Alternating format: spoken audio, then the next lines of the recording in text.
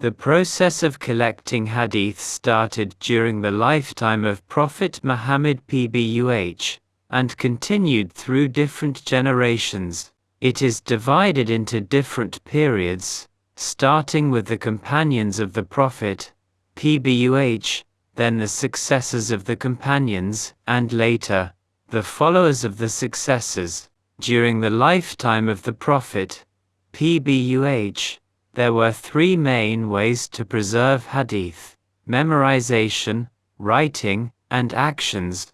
The Prophet, PBUH himself was the teacher of his companions and gave great importance to teaching Islamic laws, including the Quran and Hadith. He used three methods to teach: through verbal teachings, by dictating to his scribes, and by demonstrating practically.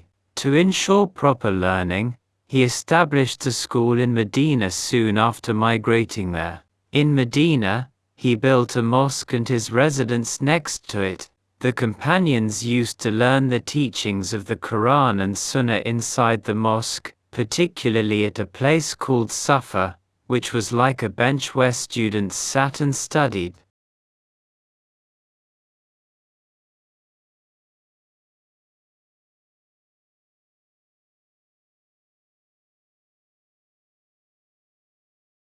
One of the most common ways hadith were preserved was through memorization. The Arabs had a sharp memory and could easily remember thousands of lines of poetry and family histories. Hazrat Abu Huraira, RZ, for example, memorized more than 5,000 hadith and was known as the greatest narrator of hadith. Some companions wrote down hadith for their personal use, especially those who did not have a strong memory.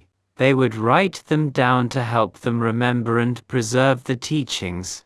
These written hadith were also passed on to their students. Some companions held important positions in administration and kept written collections of hadith to help them apply Islamic teachings correctly. For example, when the Prophet, PBUH, appointed Amr ibn Hazm as the governor of Yemen, he gave him a written document containing details about prayer timings, methods of prayer, ablution, war spoils, taxes and zakat.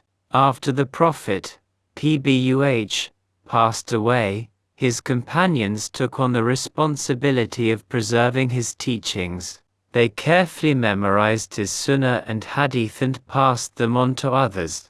Some companions not only memorized hadith but wrote them down. A common practice among them was to act upon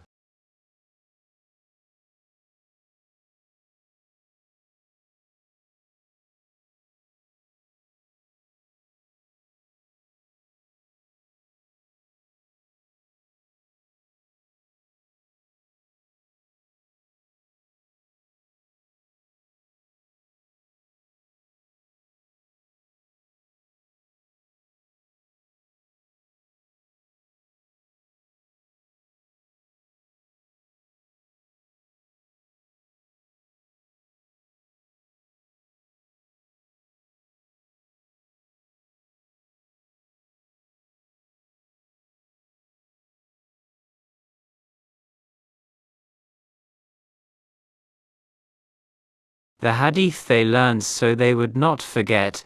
The companions also worked hard to spread the teachings of the Prophet, PBUH. Some traveled outside Arabia to teach people, reaching far-off places like Afghanistan. Others stayed in Medina, where they became the main sources of learning and teaching hadith.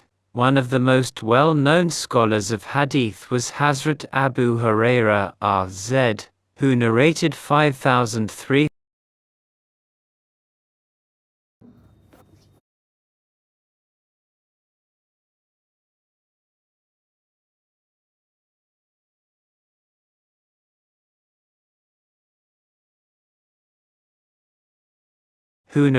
5,374 hadith. He had written collections of hadith in his possession, and at least 9 of his students wrote hadith from him.